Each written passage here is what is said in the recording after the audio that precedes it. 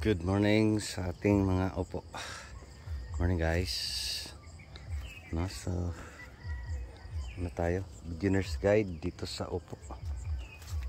Shout out sa ating mga kaibigan over Luzon, Visayas and Mindanao. No, so ilang beses mag-harvest sa opo. Ayong frequency sa pag-harvest ng opo. Beginner's guide. No, so shout out Michael Valencia ng Luzon. Saan ba yun sa inyo, sir? Shout out Noel Doke. Shout out, sir. Shout out Nilson Kuka. Ano lang to guys, memorize lang natin. No, so dito yung area na huli, hindi pa natin na-harvestan. No, shout out Jewel Mitch Halina. Shout out JC Mini Farm. Shout out, sir. No, so dahil mainit 3 days straight guys, yung mga toy nagsilabasan. No, shout out Ma'am Catherine Room. Shout out Arlene Munoz. Ano ba yung account mo, ma'am? Sa'yo ba yan o yung mag-comment is yung husband mo? No, from Cebu City sa Pangdako. No? So ilang beses mag-harvest dito sa opo. No, so dito na area hindi pa natin na-harvestan. Ito rin yung problema guys. So, may mga mangungulot sa upo, pero di ko dati itong mga ganito bubunutin ko, no? Pero at least magbigay ng ilang kilo na bunga, bati na kaysa wala, no? So yun yung tips. Di naman yan karamihan, no? Siguro may mga iilang puno dito yung nakikita ko, parang 4 o 5. No, so ilang beses ba mag-harvest dito sa opo? Now, if you are new to opo farming, ito yung kagandahan sa opo. No? Again, yung pag-harvest, may video na tayo. Ano yung kukunin, no? Paano mag-harvest? So area. So depende sa area kung anong size yung preferred ng ating market, preferred ng ating mga buyers, no? So again, dito sa atin is per kilo only. Pag mura, paliitan, no? Yan yung pag-harvest dito. Tapos sa ibang areas naman bundle, no? So in short, iba-ibang area, iba-iba yung mga preference ng ating mga markets. Tapos dito tayo sa beginner's guide, ilang beses best mag-harvest ng upo, no? So dito sa upo, ito yung kagandahan sa upo, kasi pwede ka, para kung gusto mo talaga na uniform yung mga sizes. Pinunan natin ang dahon dito guys, di pa natapos. Ito sa baba. Kung gusto mo talaga na uniform yung sizing, everyday ka mag-harvest. So gagawin natin dito, so yung ginagawa natin dito is since yung biyahe is 3 times, no? 3 times a week, Tuesday, Thursday and Saturday. So ang ginagawa natin is harvest tayo today, ayun ay Sabado, harvest day. Pero yung iba biyahe natin ay yung mga harvest natin kahapon, no? Pwede rin mag-harvest tayo today, pero sa akin is wala na tayong time kasi mag-harvest pa tayo doon sa sitaw. no? So sitaw time consuming. So ano, kailangan mo talagang bigyan ng oras, no? So dito sa upo, again, may ma-harvest pa to pag i-harvest natin ngayon. So may harvest na ako doon, 3 box doon sa taas. Yan yung harvest namin kahapon. So nasa more or less 300 kilos doon sa taas.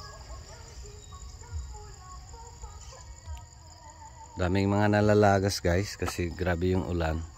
Pero ngayon kasi may init na. Medyo marami-rami na yung ano, kikita nating nangulumbitay.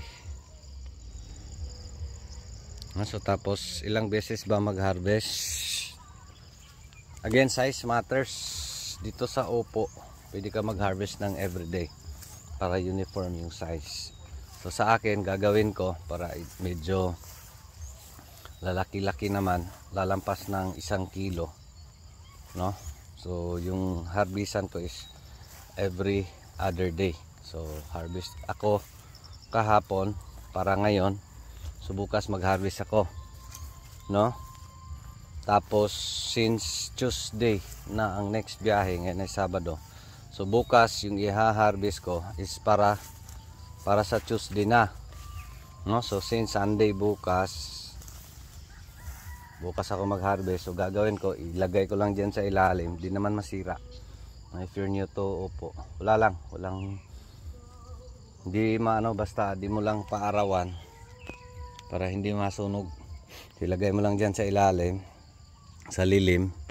So okay na, no? So tapos mangyari sa Tuesday harvestan, parang 2 beses tayo mag-harvest niyan, no? Harvest ako sa Sunday, tapos Monday mag-harvest din ako para Tuesday. Kasi dito is ang gagawin ko, no? So, yan yung paraan natin para sa time pag-manage ng ating oras. Ang gagawin ko is ipaplastar ko yung mga harvest ko the day before ibiyahe. So pag biyahe ngayong Sabado, dapat kahapon ay andun na, no? Pag harvest, pag biyahe, yun bang ibebenta na sa market, no? Pag may biyahe Tuesday, so dapat by Monday nakahanda na, no? So only pag Tuesday na harvestan, parang dalawang beses ako nag-harvest niyan.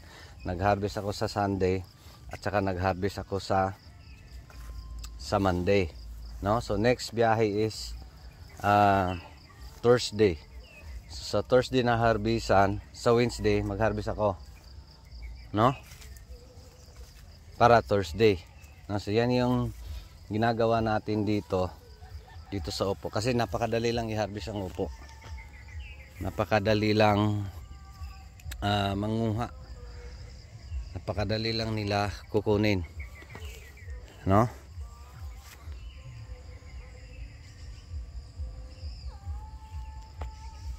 Napakadali lang i-plastar, isilid sa bakat, no? Dito sa upo.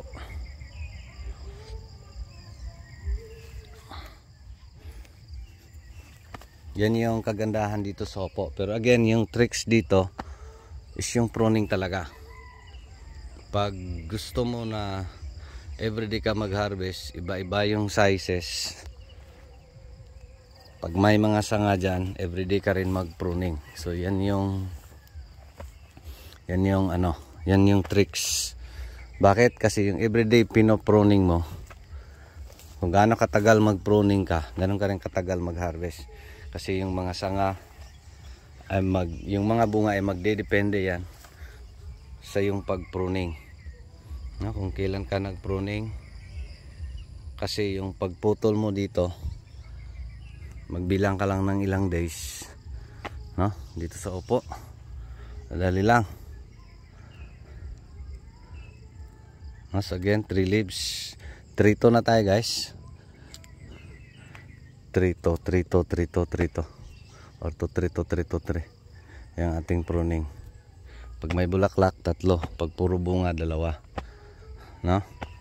Kasi napakadali lang nilang, parang madali masara tong ano natin, building. Kasi malapit lang yung planting distance. No? So ilang beses ba? Again, kaya everyday dito sa upo. Provided palitan yung size. Pwede rin naman mag-average ka ng 2 kilos, mag-harvest ka rin ng everyday. Depende na kasi yan sa inyo, yung pag-harvest. Kasi pwede naman, sige, mag-average ako ng 2 kilos.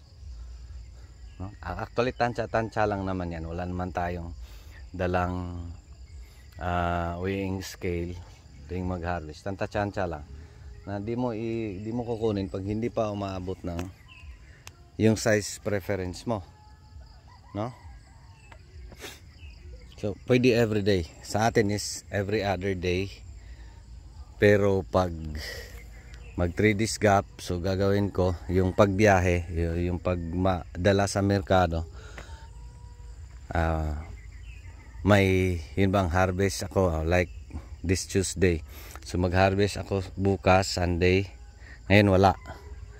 Kasi may na-harvest na tayo dyan. Kasi every other day yung gap. So by Sunday, harvest ako. Lalagay ko lang sa ilalim. Tapos by Monday, harvest naman ulit ako para mag-impake na. No? So meron tayong 3 box dyan na more or less 300 kilos. Hindi masyadong puno. No? Doon sa taas. Yan yung harvest natin kahapon. Yun lang, beginner's guide dito sa upo, second selection harvest ng ating upo. Shoutout sa ating lahat, shoutout sa inyong lahat. Again, pagsisikapan ko makalista sa dahon. Problema ngayon guys, grabe, habulan talaga sa oras. So sa akin lang is laban lang, patuloy lang. So again, yung tricks is pruning. So 2 to 3. Pero dito may ano pa yan, may 3 pa. So next pruning ko, tigda 2 na lang para di mabilis yung pagsara. No? Yun lang. Maraming salamat. Ito pa rin si Jupilo Farmer, anak ni Matoy, ang farmer nga gwapo, suhito, may kahibalo, panay saba kay manuon pa ko. Daghang salamat and God bless. Thank you Lord. No, so dito sa ating seedbed guys, kinunan ko una dahon dito sa upo para at least partially shaded sa bubong na. Tapos pag umaga makakita na sila ng araw. No, sa hapon din makakita sila ng araw. So, ganoon na.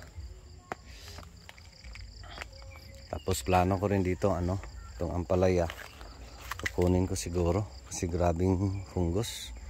Grabing uod. Di nila kaya yung guys. Actually maganda yan dito. Maganda yung ampalaya dyan.